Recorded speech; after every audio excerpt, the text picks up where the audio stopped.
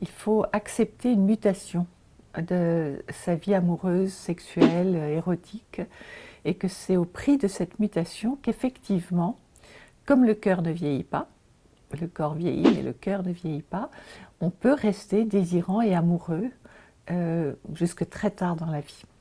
Bien sûr, l'énergie sexuelle est quelque chose qui va diminuer avec l'âge. Peut-être qu'au-delà de 80 ans, 85 ans, c'est quelque chose qui peut diminuer. Je pense aussi que la sexualité, là, devient de moins en moins pulsionnelle et peut-être de plus en plus tendre. C'est pour ça que l'expression « faire la tendresse » qui m'a été donnée par un des couples que j'ai rencontré, un couple très âgé, de plus de 90 ans, je la trouve assez juste. Mais cette proximité charnelle, beaucoup de couples très âgés la vivent.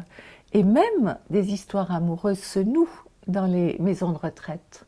S'il y a vraiment quelque chose qui est une des grandes clés de la sexualité des seniors, c'est de ne pas chercher à reproduire ce que l'on a vécu plus jeune. Il faut abandonner le passé et être dans l'accueil de ce qui se passe dans la rencontre avec la personne avec laquelle on est en relation. Alors, je crois que les hommes ont plus de mal que les femmes à vieillir physiquement, sexuellement, parce qu'ils ont une image qui est très stéréotypée de la virilité et qu'effectivement, en vieillissant, cette virilité, elle peut être mise à mal. Donc, ils ont plus de mal. Les femmes, leur vieillissement sexuel n'est pas du même ordre.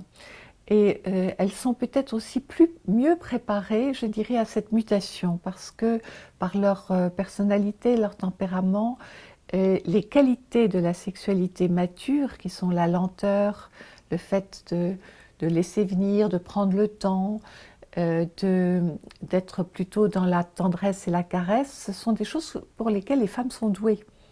Et donc, je pense que les femmes ont moins de mal que les hommes.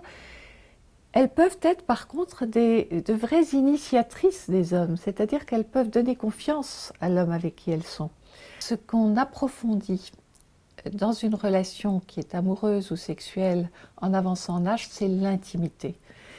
C'est quelque chose là aussi qui est un champ extraordinaire à explorer vraiment. La relation intime avec quelqu'un d'autre, le connaître vraiment. Vivre une complicité tendre avec cette personne. Beaucoup de jeunes passent à côté de l'intimité. Ils vont pouvoir, je dirais, même des couples qui fondent une famille, ils ne se retrouvent pas vraiment. Et en fait, il y a là dans la sexualité qui peut être explorée au-delà je dirais, en avançant en âge, on ne va pas dire au-delà d'une certaine limite, mais en avançant, ça fait partie de la maturité, de se rendre compte que c'est complètement lié à l'intimité.